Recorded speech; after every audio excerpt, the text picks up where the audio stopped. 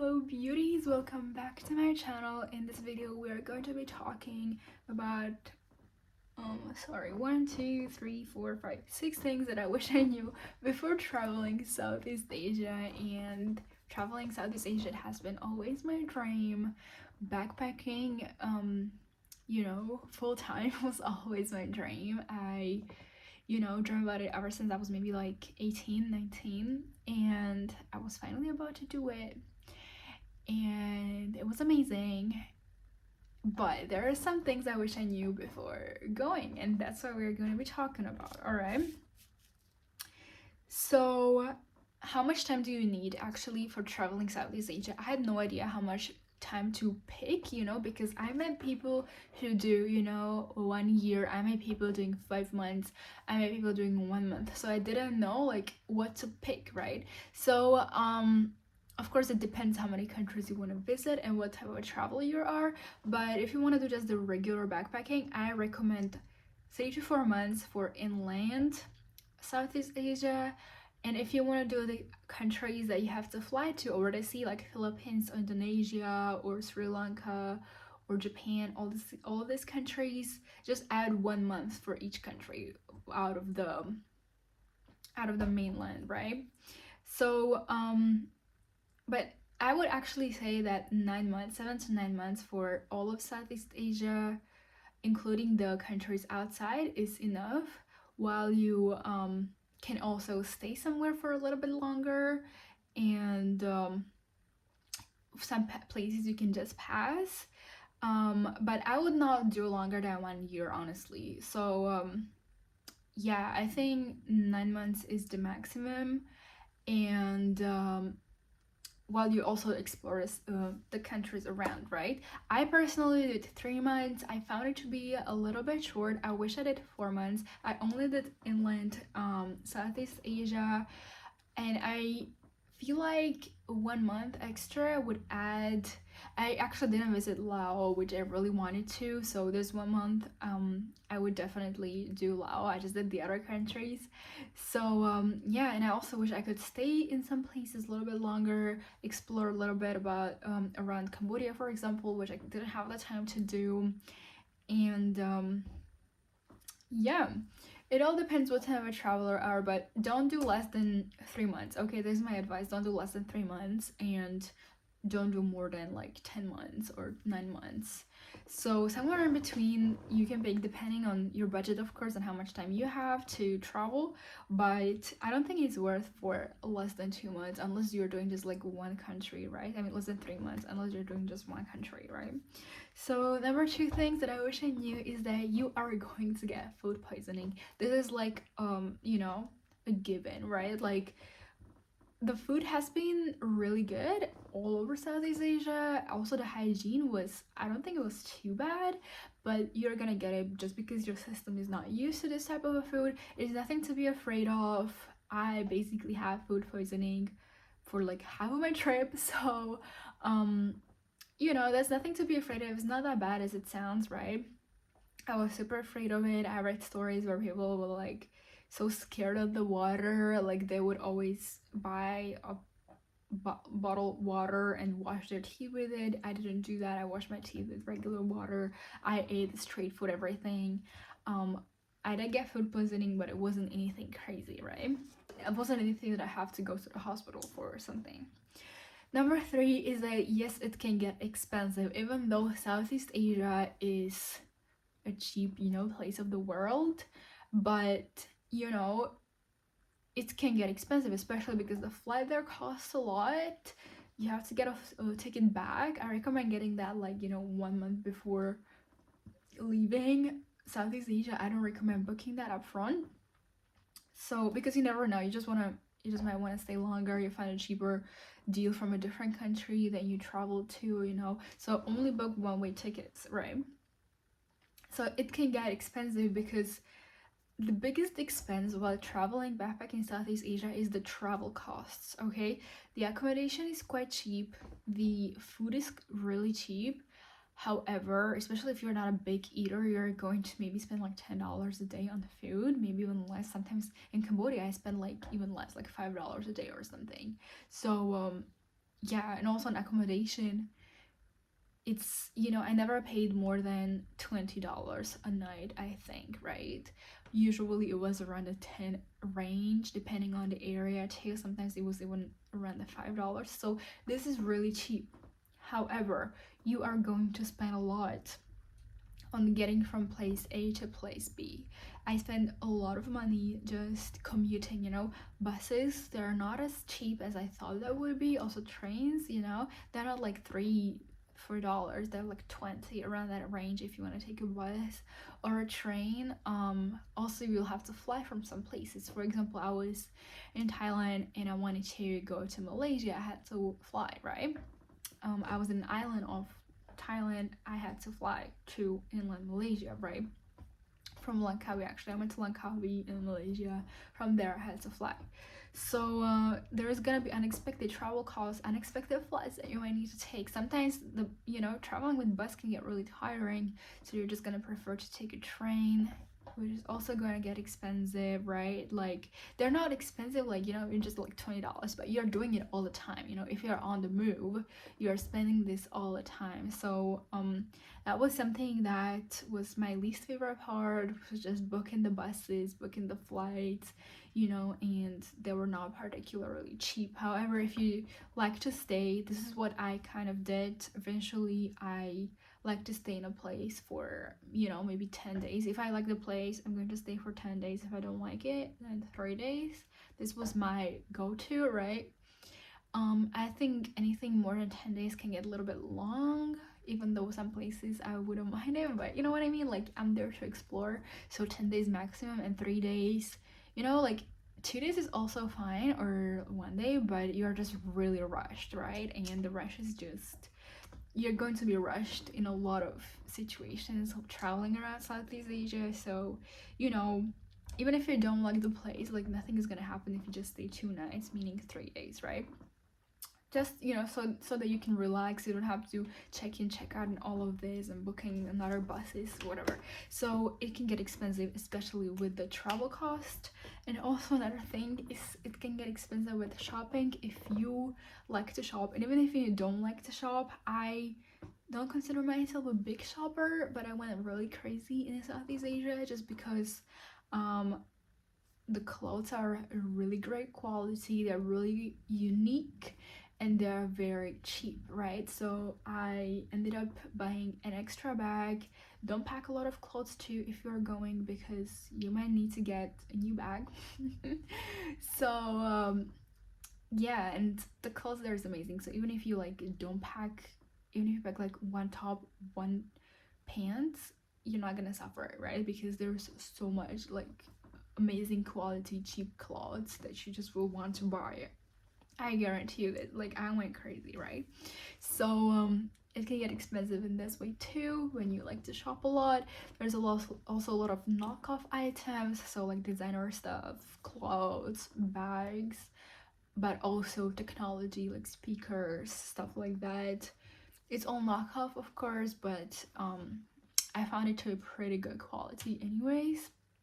So if you like to buy stuff like this, then yes, Southeast Asia is the place to go, and it can get expensive because of this as well, and expensive for your bag too, because you're gonna have to carry it all. So and also I was thinking about extending my trip for 4 or 5 months from 3 months. However, I just had so many things to carry, I decided not to. I decided to just finish in 3 months, just because it was super exhausting to carry it all around, and I was also exhausted from my trip in general, right? Like I think like 3 months were just right for me, but I think I could do more if I didn't have so much to carry, and if I just had like one simple backpack with the basic items, right? um Another thing is that if you're hoping to make friends, you're going to have an easy and a very hard time at the same time, because easy it's in a way because it's very social. It's not like Europe, it's not like America. It's, even if you are going to probably make most friends with Europeans or Americans or Australians, um it's not like, you know, the energy is different. Like you're actually talking, you're actually hanging out together, making new friends, you know. So it's not as cold as it is in the West, right? You're gonna have an easier time making friends. However, it's gonna be just all short lived because everybody has their own plans, everybody goes different ways. It didn't happen to me even a single way that I would share my trip with somebody, you know? Like, yes, I would share it, but like, next destination, I go alone, right? Like, I don't go with anybody else, right? So, um, yeah, it kind of sucks because sometimes I met some people that I really vibed with and I wanted to continue traveling. Maybe like we would hang out, you know, a couple of days in a place together, but as soon as it was time to go, our ways split. And it can happen that you meet them in a different destination. It did happen to me once that I met somebody from I met in Malaysia originally. I met them then in the north of Thailand, but this is not common, right? Also, it's good to find friends to share tips where to travel, what to do, what not to do, where to stay, whatever. However, which brings me to the next tip is that it can get overwhelming, right? It did get really overwhelming for me. I was like, please stop, because everybody was giving me different tips, different advice, right?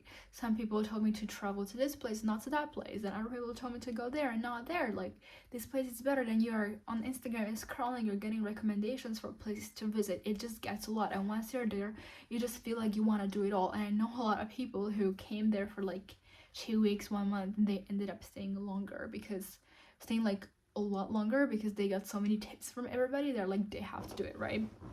So yeah, I mean, like, you can do it, of course. Like, if you can do it, oh sorry, why wouldn't you, right? But that's just the thing, like, it can get really overwhelming. So I recommend, of course, share tips. I found out about a lot of great places just by sharing tips. However, not everybody is, you know, like, not everything is your style, right? Just because one person likes it doesn't mean you like it, right? So I recommend finding what you like and stick to these kind of places. So if you like sunny weather, if you like chilled out vibes, stick to that. If you like cities, stick to cities, right? Like, just because some person tells you like, you like, you know, chilled out vibes, some person tells you to go to this city because it's amazing, right? Like, there's so much going on, don't go there, right? Like, find your way of the stuff that you're gonna regret it. Okay, it happened to me so many times. Like, I would go to a place that was recommended to me, but I absolutely hated it, right? Because it was just not my vibe, right? Like, if you're a party person, you're gonna follow the parties, right? For example, I am not. So being around a lot of parties bothers me, and I regret traveling to that place. So you're gonna figure it out during your way. You don't have to figure it out beforehand, but you know, don't get overwhelmed because it can spoil your experience. Sometimes I was even crying because I spent so much money and time and effort to go to this one place that was, everybody told me it was amazing, but I just hated it, right? So don't fall under that influence. It's gonna be a lot, right? Because you're in a different country, of course you want to collect opinions and advice. However, it is going to really overwhelm you and not gonna enjoy your experience, right? And also another thing with the shopping, I kind of did the shopping like on the way, like a little bit in Vietnam, a little bit in Thailand, a little bit in Cambodia, whatever. But then I just came back to Bangkok and I found out that everything that they were selling in the other countries was just in Bangkok. So I didn't have to carry it all around these countries, just do one big shopping in Bangkok, right? So, you know, sometimes I would just like see one thing and I was like, oh my god, I'm never gonna find it again, right? But I did, right? Like, the clothes is kind of repetitive everywhere. The prices are around the same, you know. In some places you can get a discount, you can bargain, in some places you cannot. So yeah, also my t-shirt is from Bangkok actually for 250. Powerpuff Girls, love it.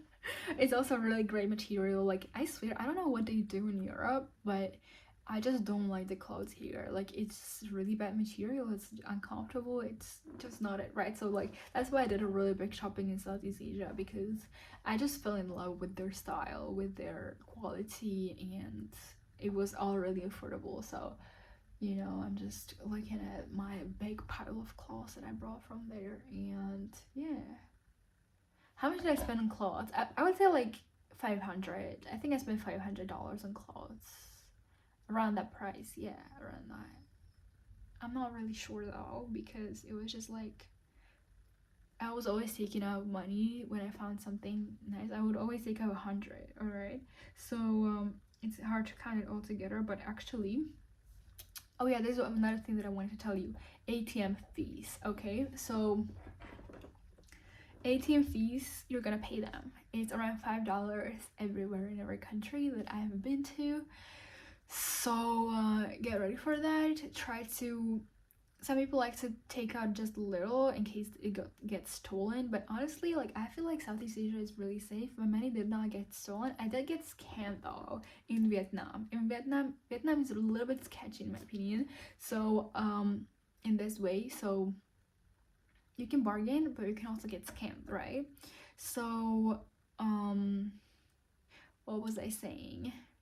Yeah, you're gonna pay for ATMs. So if you take out more money, it means that you're gonna have to pay less ATMs, because it's like $5 on every transaction, I think. So it makes sense to take more, but at the same time, if you don't know how much money you're gonna spend, then I used to take just like per 100, right? Like 100, and it worked out for me. I did pay quite a lot on the fees, but I just didn't want to take a lot and then have to like return it and get a different currency for it. It was just too much for me, so I just decided to take out money by hundreds, right? Also, I use Booking to book all my accommodation. I don't use Hostel World. If you use Hostel World, you can get an access to private community of people staying in that place, which I didn't, because I'm just really used to using Booking, and it's more you know, straightforward to me. So yeah, and I'm getting also quite a lot of discounts because I've been booking on it so much. So for me, Booking is just really straightforward, but some places they don't accept, you cannot pay on the app, so you have to bring cash when you come to their place, right? So just keep that in mind. Yeah, I think that's it. That's all I wanted to say. I hope this video helped you. If you have any questions, please tell me in the comments. I'm right now back from my travels. I returned like 2 days ago, and I'm not ready for this, you know. I'm getting all types of symptoms, like see my eyes falling. I'm just not doing I want to go back. Yeah, I mean, it was great, but I think I had enough travels. I will go back for sure eventually at some point, but right now I just feel like I need a little bit of a break. Oh, and one thing, if you're a woman watching my video that has long hair, it's going to be very bad for your hair. Like, traveling like this destroyed my hair. Like, now it looks a little bit put together because I did a lot of oil treatments and I went to the hairdresser, but it was just a disaster. Like, traveling really, your hair is going to pay a price on your travels for sure, because of the conditions, humidity. You're sleeping in hostels, you are, you know, swimming in pools, it's hot and then it's cold in AC. It's just, your hair is going to suffer, so make sure to protect it and brush it every day and use a lot of conditioner. So yeah, my hair has never looked so bad as it did on my travels, so I'm trying to save it now. Yeah, so that's all I wanted to tell you guys. See you, bye.